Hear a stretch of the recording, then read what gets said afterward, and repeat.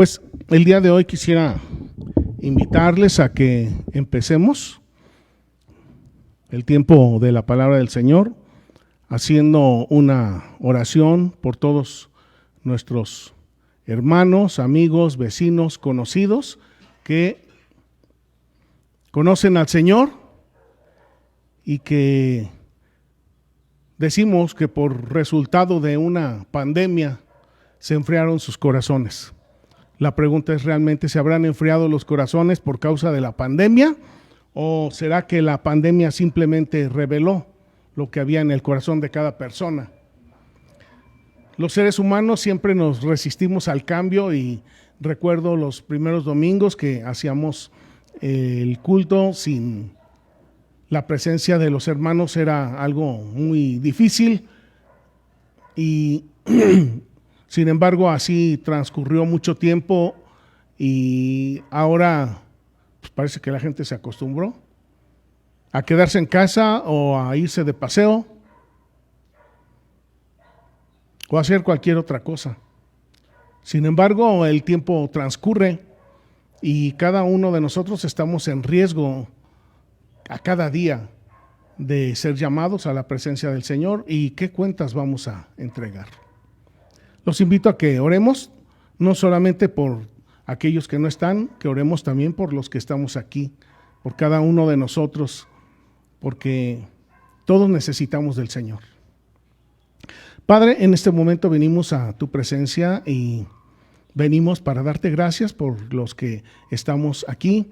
Gracias también por nuestros hermanos que nos acompañan a través de los medios electrónicos y Señor, te agradecemos por cada uno de la vida de los que estamos en este momento en tu presencia. Y Señor, te damos gracias porque nos has hecho sobrevivientes de todo eso, de toda esa enfermedad, de todo ese tiempo de peste llamada la pandemia, y que aunque no ha cedido y sabemos que nunca va a ceder, sabemos que tú estás con nosotros y tú, Señor, eres quien sustenta nuestra vida, tú eres quien sustenta nuestro espíritu y sabemos que si nos tienes con vida es porque por tu voluntad y por tu propósito para cada uno de nosotros es necesario que así sea. También, Señor, comprendemos que a los que tomaste para ti durante todo ese tiempo, así fue tu voluntad, tu perfecta y tu divina voluntad. Y te rogamos, Padre, por cada uno de los hermanos, de las hermanas que no se encuentran aquí en tu casa de oración en este momento. Te rogamos que tu Espíritu inquiete a cada uno de ellos, que tu Espíritu les atraiga, que tu Espíritu trabaje en cada corazón, en cada circunstancia, para que tu iglesia se reavive. Estamos orando, Señor, por un avivamiento, estamos orando por un renacimiento, por un florecimiento de tu iglesia, pero sabemos que eso empieza en el corazón de cada uno de los que formamos el cuerpo de Cristo, y te rogamos, Señor Jesús, que pongas toda circunstancia que sea necesaria para que nuestros hermanos, nuestras hermanas, para que todos aquellos que han escuchado tu palabra, que han hecho profesión de fe, para que todos ellos se presenten ante tu presencia para glorificarte, para exaltarte y para renovar sus votos delante de ti. Padre, gracias por cada uno de los que estamos aquí, gracias por nuestros hermanos que nos acompañan allá en casa, y te rogamos para todos nosotros una bendición muy, muy especial, Padre, no solamente en lo espiritual, porque tú, Señor, eres dueño del cielo y de la tierra. Sabemos que también nos puedes dar cualquier cosa que sea necesaria para el engrandecimiento de tu reino y para nuestra vida. Padre, te damos gracias en este momento por esta bendición que rogamos en el nombre precioso de Jesucristo, y te rogamos que tu palabra en este momento la bendigas en nuestra mente, en nuestros corazones, y que prospere y que dé fruto para vida eterna. Te lo rogamos en Cristo nuestro Señor. Amén. Pues bien, vamos a entrar ahora sí en la palabra del Señor. El primer domingo de este mes hablamos acerca de la entrada triunfal, y cuando hablamos acerca de la entrada triunfal también hablamos acerca de los acontecimientos previos que sucedieron entre el Señor Jesús y sus discípulos cuando Él anunció 3 veces que Él tenía que ser azotado y golpeado, entregado a las autoridades, y sin justificación le iban a dar muerte. Pero el Señor Jesús también claramente les decía a sus discípulos que al tercer día resucitaría. Y si ustedes lo recuerdan, esto lo vimos en Marcos en el capítulo 8, en el verso 31, donde el Señor endereza a Pedro, endereza sus palabras, endereza sus intenciones. Muchas veces nosotros pensamos algunas cosas y creemos que lo que pensamos es lo correcto, pero nuestro corazón es engañoso, y muchas veces lo que pensamos que es cierto y lo que afirmamos que es cierto realmente es falso. Y en esta ocasión que hablábamos acerca del Señor Jesús, cuando les estaba enseñando, explicando a sus discípulos que Él tendría que ser azotado, golpeado, entregado a las autoridades, que iba a ser crucificado sin causa y que al tercer día iba a resucitar. El Señor Jesús le da estas palabras a el apóstol Pedro, y dice aquí en Marcos 8:31: comenzó a enseñarles que le era necesario al Hijo del Hombre padecer mucho y ser desechado por los ancianos, por los principales sacerdotes y por los escribas, y ser muerto y resucitar después de 3 días. Esto les decía claramente. Entonces Pedro lo tomó del brazo aparte y empezó a reconvenirlo, empezó a convencerlo de que no se dejara. Y entonces el Señor Jesús en el verso 33 le responde, volviéndose a él y mirando a los discípulos, reprendió a Pedro diciendo: quítate delante de mí, Satanás. No es que le esté diciendo Satanás a Pedro, sino a las intenciones, a los pensamientos y a las ideas que tenía Pedro de decirle al Señor: no dejes que esto te pase. Le dice: quítate delante de mí, Satanás, porque no pones la mira en las cosas de Dios, sino en las cosas de los hombres. Entonces, ¿qué es lo que le está diciendo a Pedro? Tú estás pensando en que no me maten, en que no me hagan daño, estás pensando en que no me golpeen, pero no pones tu mente, tus ojos en el bien supremo que Dios quiere hacer a la humanidad. El Señor Jesús bien podría haber salvado su cuerpo, que finalmente en algún momento tenía que morir, y sin embargo Él prefirió morir por cada uno de nosotros. Dice aquí en la palabra que Dios muestra su amor para nosotros en que su Hijo murió por nosotros cuando nosotros no lo merecíamos. Finalmente, lo que necesitamos nosotros recordar en este momento es: el Señor reconvino a Pedro, regañó a Pedro, enderezó a Pedro por poner sus ojos en las cosas de los hombres, en las cosas de la tierra y no en las cosas de Dios. Y ese día que hablamos acerca de la entrada triunfal, también hablamos acerca del Señor Jesús en la cruz, cuando Él, sabiendo desde antes de entrar a Jerusalén, sabía que Pedro lo iba a negar, sabía que Judas lo iba a entregar con un beso. Él sabía que los ancianos, los sacerdotes, los fariseos, los saduceos, todos se iban a voltear en contra de él. Él lo sabía. Él sabía que el pueblo con sus labios lo honraba, pero que sus corazones estaban muy lejos. Él sabía todo esto, y sin embargo, él no los maldijo. Sin embargo, Él no profirió injuria en contra de ellos. Y cuando estaba en la cruz, y esto lo vimos en Lucas 23, en el capítulo 33, cuando estaba el Señor Jesús en la cruz, Lucas 23, verso 33 y 34. El Señor Jesús estaba ya clavado en la cruz, ya había sido clavado, ya había sido azotado, escupido, injuriado, ya solamente estaba esperando su muerte y no profirió injuria ni maldición en contra de todos ellos. 23:33 de Lucas.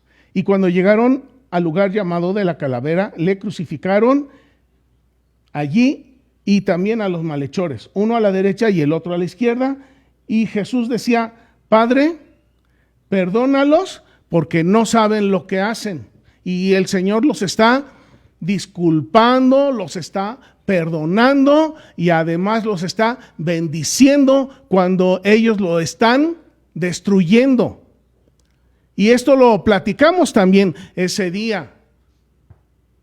Satanás estaba ahí juntito a Jesús, esperando que él se descuidara tantito, que lanzara la más pequeña injuria, que tuviera el más pequeño pensamiento en contra de los que le estaban haciendo daño, que tuviera la más mínima mirada de odio para entonces destruirlo. Y sin embargo el Señor Jesús soportó y con amor y con paciencia y con misericordia derramó su gracia sobre todos ellos. Y dice: Padre, perdónalos, perdónalos. Sí saben lo que hacen, pero perdónalos, porque no se dan cuenta que están crucificando al Hijo de Dios. El día de hoy vamos a ver otro ejemplo acerca del perdón. Y este ejemplo acerca del perdón lo vamos a encontrar en el libro de los Hechos, en donde se nos habla acerca de la iglesia primitiva y exactamente vamos a ver la historia de un diácono de nombre Esteban. Esteban fue nombrado diácono para servir en la iglesia, para servir las mesas, para poner las sillas, para recogerlas, para servir la comida, para todo lo que era para la atención de los hermanos y de los pobres. Miren, es importante que primero entendamos y comprendamos que para servir a Dios se requieren ciertas características, como por ejemplo, saber barrer muy bien, saber cocinar muy bien, ¿verdad que sí? Claro que sí, pero esas son las habilidades humanas. Hay ciertas habilidades, ciertas posesiones espirituales que necesita todo aquel y toda aquella que verdaderamente quiera servir al Señor. Aquí en Hechos, entonces, en el capítulo 6, si gustan acompañarme, aquí se nos habla acerca de la elección de 7 diáconos, de 7 servidores. No eligieron al que mejor tocaba la guitarra y tampoco eligieron a la hermana que mejor cocinaba, ni eligieron al que mejor cantaba. No, eligieron a algunos hermanos que tenían ciertas características. Dice aquí en Hechos 6, verso 5, dice: agradó la propuesta de seleccionar diáconos a toda la multitud y entonces eligieron a Esteban. Entonces Esteban fue nombrado diácono, servidor. Y este Esteban era un hombre, varón, lleno de fe y del Espíritu Santo. ¿Cuáles son las características que se requieren para ser un siervo de Dios? Dice aquí: lleno del Espíritu Santo, lleno de fe. ¿Sabía cocinar? Quizás, no lo sé. ¿Sabía cantar? No lo sé. ¿Sabía hacer compras? Probablemente. No lo sabemos, pero lo que sí sabemos es que era un varón lleno de fe y del Espíritu Santo. para que alguien sirva a Dios sinceramente con todo su corazón. Puede ser que la hermana no sepa cocinar muy bien, o puede ser que la hermana no sepa hacer bien la limpieza, pero si la hermana es una mujer de fe y que está llena del Espíritu Santo, les aseguro que lo material lo va a aprender a hacer, y lo va a hacer con un amor que no lo haría una persona que no tiene fe ni tiene al Espíritu de Cristo. Y luego dice que también seleccionaron a Felipe, Prócoro, Nicanor, Timón, Pármenas, Nicolás, prosélito de Antioquía. Bueno, entonces sabemos que Esteban era ya un diácono, y que fue nombrado diácono porque él era lleno del Espíritu Santo y fe. Ahora, miren, este hombre, Esteban, empezó a servir también en la iglesia, y digo, no que adornara los platos, sino el amor con el que él servía se empezó a hacer tan notorio que inmediatamente empezaron a salir las envidias, empezaron a salir sus detractores, empezaron a aparecer los depredadores, los que querían destruirlo, incitados ¿por quién? Por Satanás. Y este hombre que amaba al Señor y que estaba lleno del Espíritu Santo y fe, este hombre, así como nuestro Señor Jesucristo, también padeció. Aquí, miren, mis hermanos, quiero que notemos que lo que sucedió con Esteban sucedió cuando él ya estaba lleno del Espíritu de Cristo. Cuando el Señor Jesús fue crucificado, por supuesto que él tenía su espíritu sobre su cuerpo, y su espíritu y el Padre le dieron fuerza para soportar todo lo que él sufrió. Ahorita vamos a ver qué fue lo que ocurrió con Esteban, y lo que ocurrió con Esteban, guardando las debidas magnitudes, pero lo que sucedió con Esteban es muy parecido a lo que sucedió con el Señor Jesús, porque también Esteban era lleno de fe y del Espíritu Santo, y también sufrió, y también en este caso a Esteban lo que le sucedió fue que lo apedrearon. Si siguiéramos leyendo, yo los invito a que ustedes lo lean en casa, aquí en el capítulo 7, cuando detuvieron a Esteban, el sumo sacerdote empezó a cuestionarlo y a tratar de, con mentiras, sentenciarlo.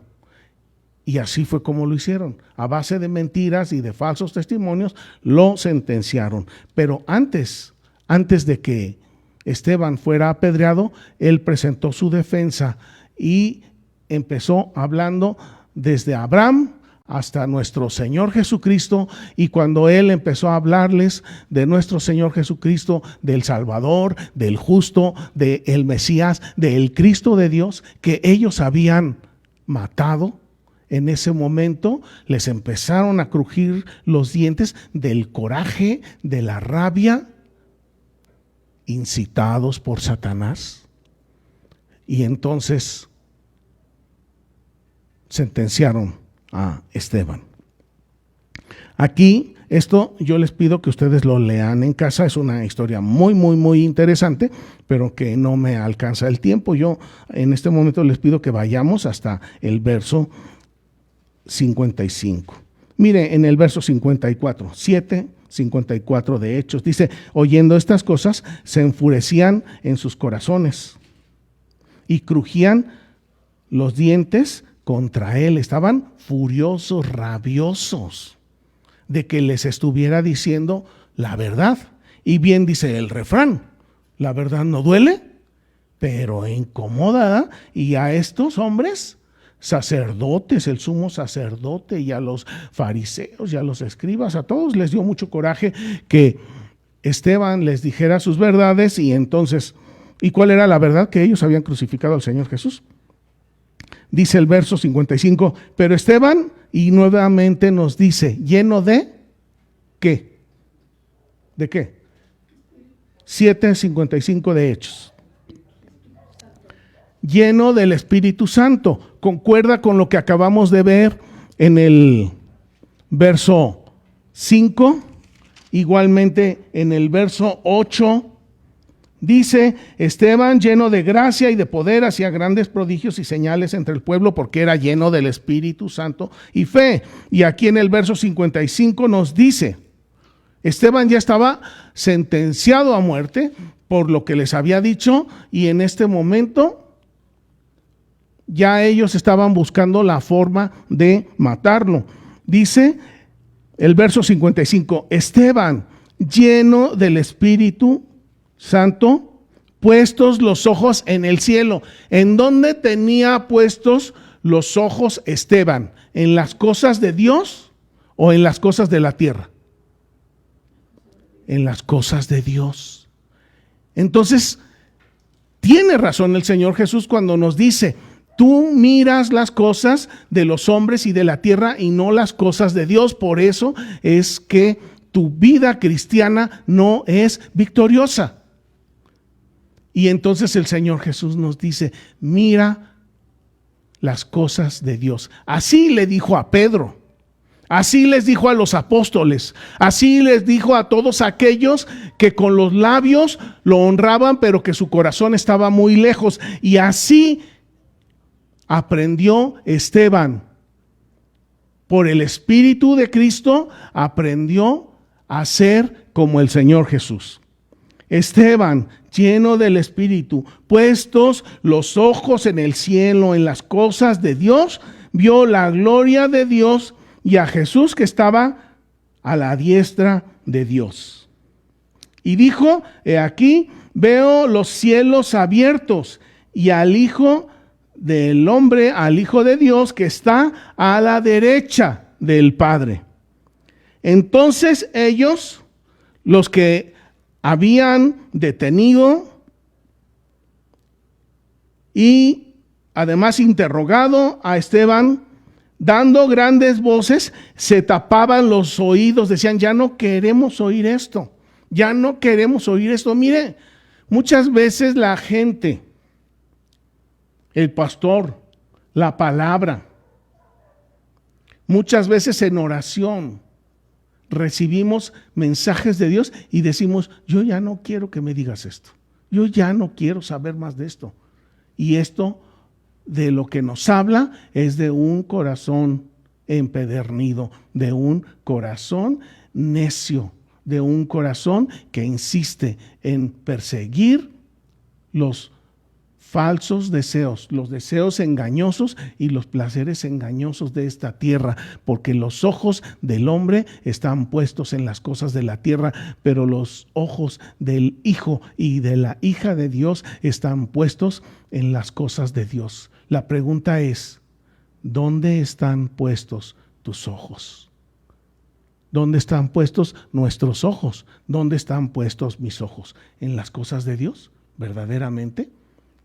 Vamos a ver qué fue lo que sucedió con este hombre. Verso 58. Entonces lo echaron fuera de la ciudad y lo apedrearon. Y los testigos pusieron sus ropas a los pies de un joven que se llamaba Saulo.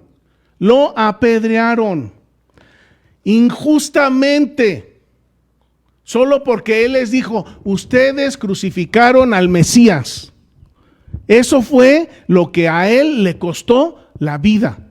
Ahora, por un momento, ustedes y yo imaginemos a este hombre que está completamente indefenso en medio de la multitud. ¿Se acuerdan a la mujer adúltera? El Señor Jesús la defendió. Y él dijo: el que esté libre de pecado, que tire la primera piedra. Entonces, cuando Esteban, que habían visto su cara como de un ángel y sabían que ningún daño, ningún mal había hecho, y estos sí agarraron las piedras, y estos sí le empezaron a aventar las piedras. Entonces, ¿qué mensaje estaban diciendo ellos al aventar las piedras? Que ellos no eran pecadores. Y yo hace unos días también les decía, ¿alguno de ustedes alguna vez se ha visto como pecador? Yo sí. Pero si alguno de ustedes no se ha visto como pecador, entonces no es hijo de Dios. Porque para llegar a ser hijo de Dios, para llegar a saber que necesitábamos vida, primero necesitábamos saber que estábamos muertos en nuestros pecados y en nuestros delitos. Pero todo aquel que no se da cuenta de eso, que no le interesa eso, pues cómo va a pensar en ser hijo de Dios. Entonces estos hombres, al apedrear a Esteban, ellos estaban diciendo, nosotros no tenemos pecado y el pecado está sobre ti. Y entonces, pero ¿cómo será la brutalidad de ser apedreado para que termine la vida de esa manera? Piedra tras piedra tras piedra. Muy probablemente quedó Esteban enterrado, que en este caso no sería enterrado, ¿verdad?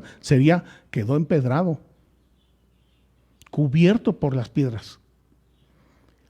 Y mientras él en su cuerpo estaba recibiendo cada una de las pedradas, Satanás estaba ahí junto a él esperando que él maldijera. Disculpen la palabra. Satanás estaba esperando que Esteban les mentara la mamá. ¿Y qué hizo Esteban? No lo hizo. Así como el Señor Jesús no lo hizo, porque tenía el Espíritu de Cristo. Miren el amor de Esteban, que no profirió ninguna injuria en contra de aquellos que lo estaban apedreando. ¿Por qué no lo hizo? Podía haberlo hecho y tenía el derecho, y además ellos se lo merecían, ¿sí o no? Pero Esteban, puestos los ojos en el cielo, mirando las cosas de Dios, no profirió injuria en contra de sus asesinos. Y yo lo pienso una y otra vez, y yo digo, la verdad, yo muy difícilmente aguantaría que me dieran una pedrada. Y si me dieran una, mucho más difícilmente aguantaría que me dieran una segunda. Y a la tercera, no sé qué haría. No sé, ustedes qué piensen de ustedes. Pero Esteban soportó. El Cristo, el ungido, el Hijo de Dios, soportó.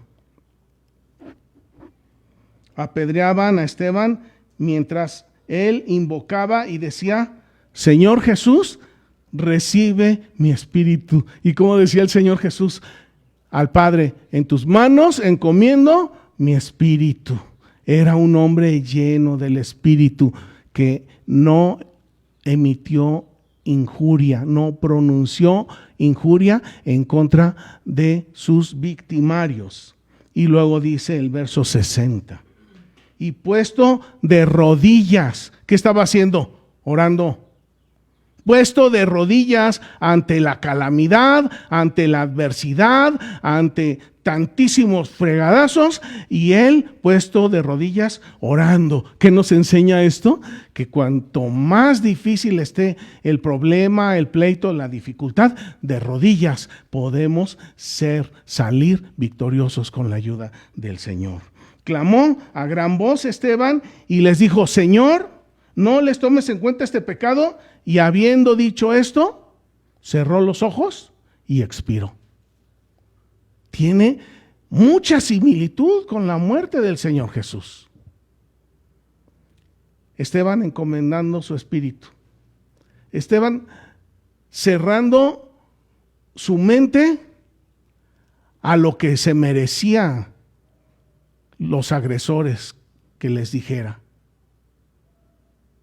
Y en silencio soportó como el Señor Jesús y fue llevado al cielo. ¿Se imagina qué victoria, qué alegría hubiera sido para Satanás que Esteban les dijera 2 o 3 palabrotas? Con eso, Esteban hubiera perdido su galardón. Sin embargo, Esteban soportó. Ahora, déjenme decirles acerca del perdón. Siempre hemos pensado, creído que perdonar es difícil. Y sí, por supuesto, claro que es muy difícil. Y también hemos pensado que el perdón solamente es cuando tenemos el Espíritu de Cristo. Y sí es cierto. Pero ¿sabe usted que aún cuando una persona no tenga el Espíritu de Cristo, ha sido capacitada por Dios para perdonar? Cuando somos hijos de Dios, por medio del Espíritu de Cristo, es más sencillo, es más fácil perdonar, que tiene de todos modos su grado de dificultad. Pero miren, los invito a que veamos en Génesis, en el capítulo 33. Me encuentro a un hombre ampliamente criticado que se llama Esaú. ¿Se acuerdan de Esaú? Aquel Esaú que vendió su primogenitura por un plato de lentejas. Ese mismo Esaú que vendió su primogenitura, ese mismo que no le importó al principio la bendición de su papá y después lloraba y lloraba por recuperarla y ya no la pudo recuperar. Ese hombre que ya no tuvo oportunidad de reconsiderar, pero mire usted lo que hizo aquí en Génesis 33, 4.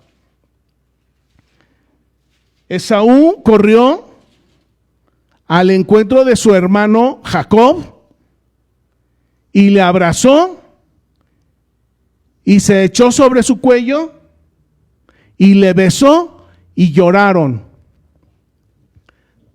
Jacob, el tramposo, el ladrón, el engañador, ahora transformado por Dios, llamado ahora a Israel, bendecido por Dios. Miren cómo recibió la bendición de su hermano que tanto lo odiaba. Aquí hay providencia de Dios para Esaú, para que siendo como él era, perdonara. Aquí en el Génesis aún no podemos hablar de que todos tenían el Espíritu de Cristo, porque el Espíritu de Cristo venía y descendía sobre quien Dios designaba en algún momento y en alguna circunstancia, y así era la participación del Espíritu Santo en el Antiguo Testamento. Sin embargo, este hombre que es considerado malo, miren, y esto me hace recordar cuando el Señor Jesús dijo: si ustedes que son malos saben dar buenas dádivas a sus hijos, cuánto más nuestro Padre que está en el cielo. Si nuestro hijo nos pide un huevo, no le vamos a dar una serpiente, ¿verdad? Y si siendo malos sabemos dar buenas dádivas, entonces si parafraseara yo esas palabras del Señor Jesús, el Señor Jesús diría: si ustedes siendo malos pueden perdonar. Estas son las palabras que el Señor Jesús le habría dicho a Esaú. Muy probablemente el Señor Jesús se acercó al corazón de Esaú y le habló y le dijo: si tú siendo malo puedes perdonar, ¿qué no perdonará mi Padre? ¿Nos damos cuenta? El perdón sí es algo que necesitamos la ayuda del Espíritu Santo. Pero aún aquellos hombres que no tenían el Espíritu Santo habitando en ellos, aún ellos eran ayudados por la gracia, por la providencia de Dios para perdonar. Entonces, nosotros hemos sido llamados a perdonar. Y esto está bien difícil y está bien duro, mis hermanos. porque nos cuesta trabajo soportar las injurias. Ahí más adelantito, en el capítulo 45, me encuentro a José el soñador. Y José el soñador, que también sufrió lo suyo en casa, porque él soñaba y sus hermanos lo odiaban por sus sueños. Y era el favorito del papá y sus hermanos lo odiaban por ser el favorito del papá. Y todos los 11 se pusieron de acuerdo no para matarlo, ¿verdad? Porque eso era muy feo, pero sí lo vendieron. Y él, imagínense cómo estaba el corazón de José hacia sus hermanos, después de todo lo que había sufrido, de todo lo que había pasado, porque ellos lo vendieron como esclavo. Siendo libre lo vendieron como esclavo. Y entonces ahora encontramos a José en un puesto de gran autoridad, sobre todo Egipto, el primero después de César, o el siguiente después de César. Y vienen sus hermanos. Y la verdad, yo a veces he pensado, si yo hubiera sido José, pues primero les pongo unos patines, les doy unas cachetadas, los hago, los deshago, y ya después que me haya cansado de golpearlos, entonces a lo mejor sí ya los perdono. Sí, podemos decir, no, sí, José pues les hizo sus bromitas pesadas de meterles el dinero en los sacos y los trajo dando vueltas y detuvo a uno de ellos. Pues sí, ¿cómo estaría el corazón de José? Verso 15, Génesis 45, 15, dice, José besó a todos sus hermanos y lloró sobre de ellos. Y después hablaron con él. ¿Qué hizo José? Los besó, los llenó de besos. Los llenó de besos y lloró por todo lo que él había vivido, por toda la separación de su papá, de Benjamín y de todo lo que él había pasado. Y los abrazó y los besó y los perdonó y platicaron. ¿Se puede perdonar? Sí pudo.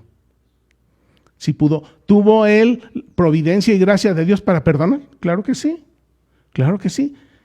Ahora, miren, si nosotros buscamos la gracia, ¿ustedes creen que Dios nos va a negar su gracia? De ninguna manera. Necesitamos la ayuda, necesitamos la providencia, necesitamos el amor de Dios para perdonar. Vamos a terminar en Primera de Corintios, en el capítulo 4.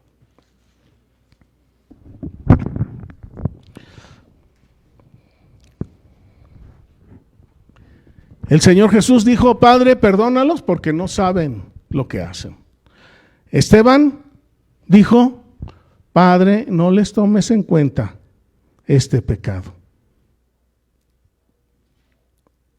Esaú abrazó a su hermano y lo besó, lo perdonó. José,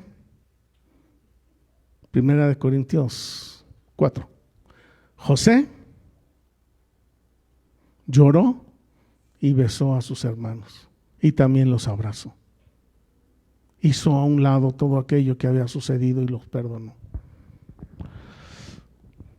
¿Qué deberíamos de hacer nosotros? Pregunto, si verdaderamente somos hijos de Dios, ¿qué deberíamos de hacer si estamos llenos del Espíritu de Cristo? Y esto es algo que se los estoy diciendo porque el Espíritu me lleva a enseñarlo, pero también yo tengo mucho que aprender acerca de esto, mis hermanos. No es fácil soportar las injurias, no es fácil soportar las majaderías. Siempre queremos inmediatamente responder. Esa es nuestra naturaleza humana, carnal. Pero si hiciéramos caso al Señor Jesús de ver las cosas de Dios y no las de los hombres, si fuéramos como Esteban, llenos de fe y del Espíritu Santo, llenos de gracia, podríamos perdonar. Pero aún si usted es malo como Esaú, pero usted busca la gracia del Señor, va a poder perdonar. O si usted tuviera rencor en su corazón, así como seguramente que lo sintió José. Pero José también era un hombre que buscaba a Dios. Si en este día alguno de nuestros hermanos que nos acompañan allá en su casa, alguno de nosotros, que seguramente muchos, tenemos rencor hacia alguien, vamos a buscar la gracia del Señor, mis hermanos.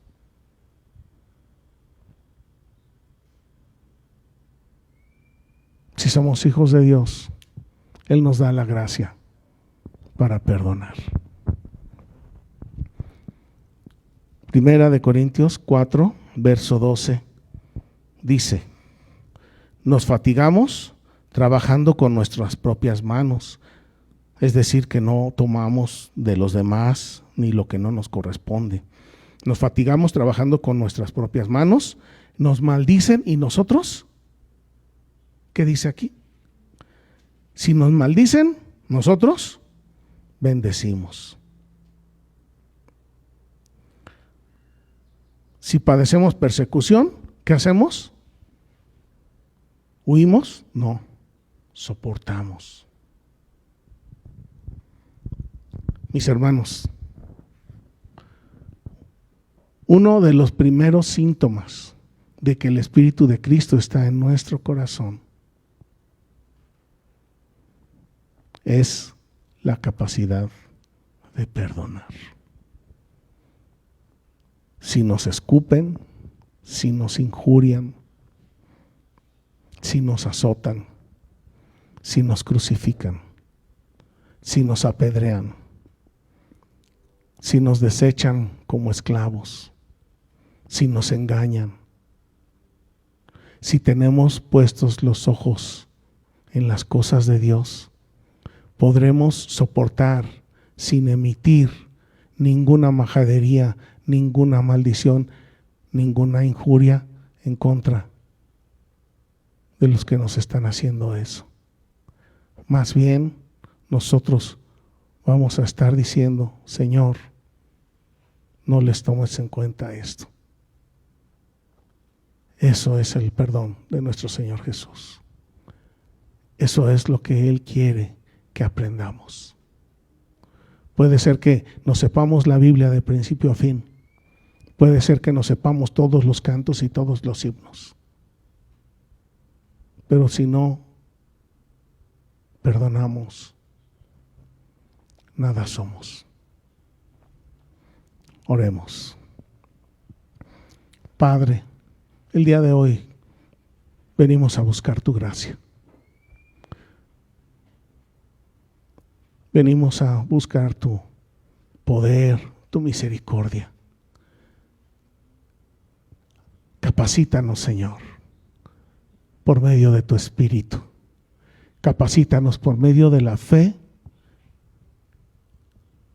para perdonar a aquellos que nos amenazan, a aquellos que nos injurian, a aquellos que nos maldicen, a aquellos que nos azotan o nos escupen, a aquellos que nos desechan como esclavos.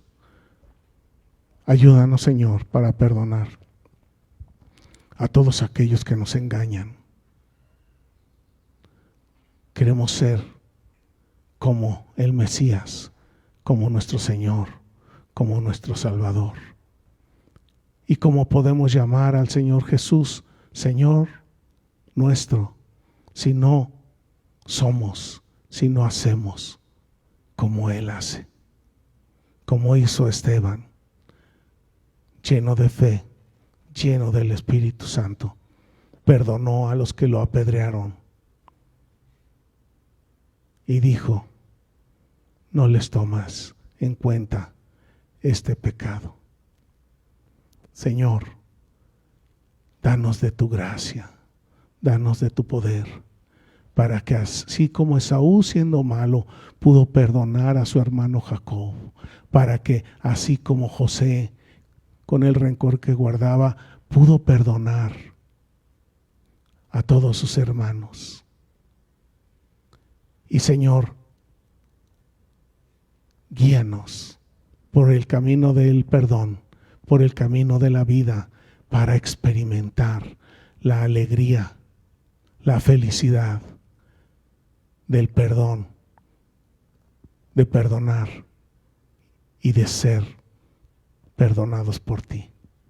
Padre, obra en nuestros corazones. Te lo rogamos en Cristo nuestro Señor. Amén.